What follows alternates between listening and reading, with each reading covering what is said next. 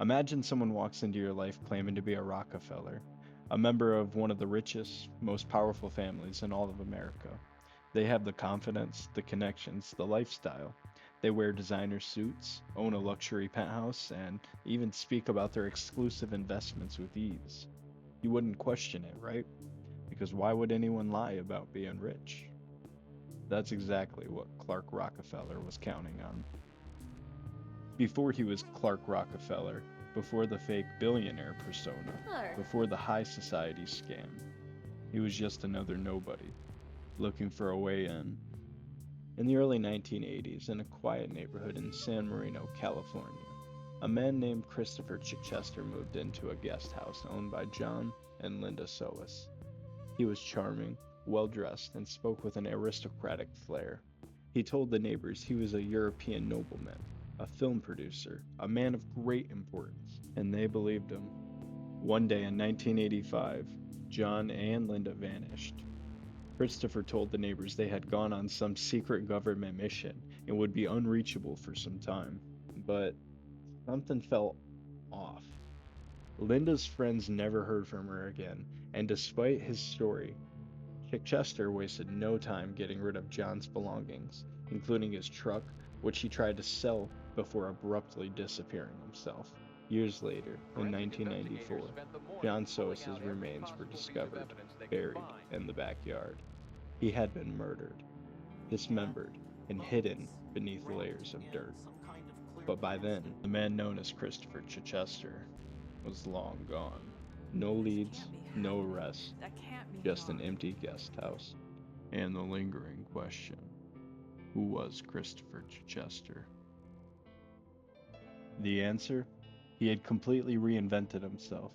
After disappearing from California, Christopher Chichester became Christopher Crow. Then he became Clark Rockefeller. He perfected his accent, his mannerisms, and his backstory. He was no longer a suspicious boarderer in a guest house. He was an heir to one of America's greatest fortunes. Clark started showing up in places he had no business being: exclusive clubs, Ivy League campuses, elite social circles. He told people he was an art dealer, a financial consultant, even a government advisor. And because he had the mannerisms, the vocabulary, and the look, people believed him. Before long, he was rubbing shoulders with the wealthy, securing invitations to private events, and most importantly, meeting people who had real money. And in high society, once one person vouches for you, the rest follow. Then he made his biggest move yet. He married into wealth. Sandra Boss was a Harvard educated businesswoman with a high paying job and a future worth millions. To her, Clark wasn't just charming, he was refined, intelligent, and a member of one of the richest families in the country. Marrying him seemed like a perfect match. For years, they lived like a true power couple, traveling in luxury, attending high profile events, and raising their daughter in a lavish lifestyle. But Clark controlled everything. Sandra had no real access to their finances, no clear understanding of where his money actually came from. And when she started asking questions, Clark's carefully crafted world began to crack. Sandra hired a private investigator, and what she discovered wasn't just that her husband was a fraud, it was that she had no idea who he really was. Sandra left him, taking their daughter with her, but Clark Rockefeller wasn't gonna let that happen. In 2008, during a supervised visit, he pulled off one final, desperate con. He kidnapped his own daughter and vanished. For days, authorities searched, tracking down leads across the country. Clark had spent years perfecting the art of disappearing, and now he was using every trick he knew to stay hidden. But this time, the lies weren't enough. The FBI found him hiding in Baltimore, living under yet another fake identity. He was arrested, charged, and sentenced for kidnapping. And for most people, that seemed like the end of the story, until investigators started digging deeper. Who was Clark Rockefeller really? Where had he been all those years? And that's when they made a chilling discovery. During his arrest, the FBI ran Clark Rockefeller's fingerprints through their database. What they found stunned them. His fingerprints matched an old case from California, one belonging to a man named Christopher Chichester, the con man they had just arrested for kidnapping. was also now the prime suspect in a decades-old murder. Investigators connected the dots. The mysterious borderer in the Soho House guest house? The man who disappeared right after John and Linda vanished? It was all him. And now, after decades of escaping justice, his past had finally caught up with him. But even that wasn't his real name.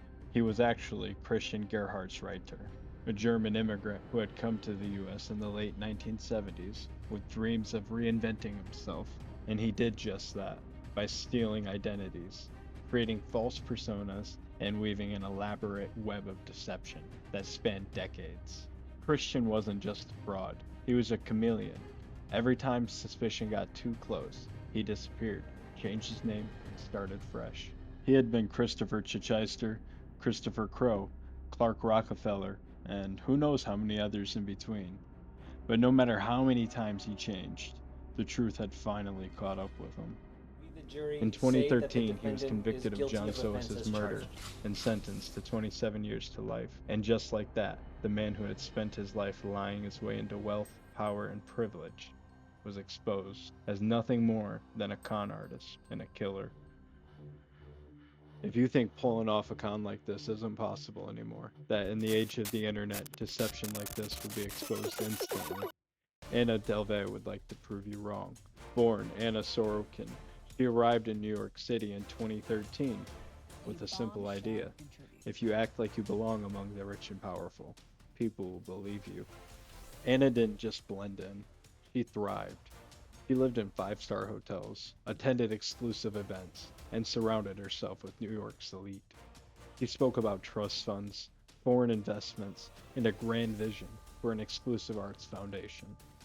And no one questioned her, because why would they? She looked the part, talked the part, and most importantly, spent money like she had it. But there was one problem. None of it was real. The designer clothes, the luxury trips, the endless champagne dinners, it was all paid for with stolen credit card numbers, fraudulent bank account documents, and loans she had no intention of paying back.